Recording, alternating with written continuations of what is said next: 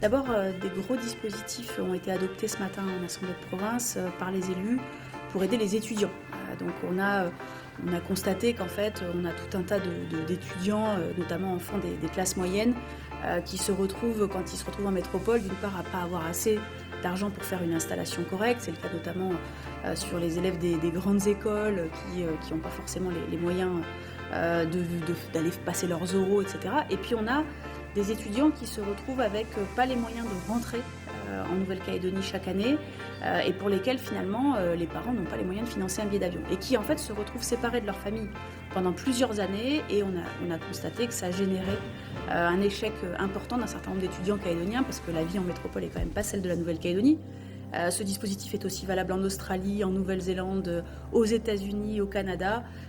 pour que nos étudiants puissent rentrer au moins une fois par an. Et la grande nouveauté, c'est une contrepartie, c'est-à-dire que pour pas que ce soit l'argent du contribuable qui finalement finance cette opération sans contrepartie morale au moins de la part des étudiants, on oblige les étudiants qui rentrent à travailler au moins 2 semaines, donc soit en CDD, soit en stage, soit en faisant 60 heures de travail dans les associations.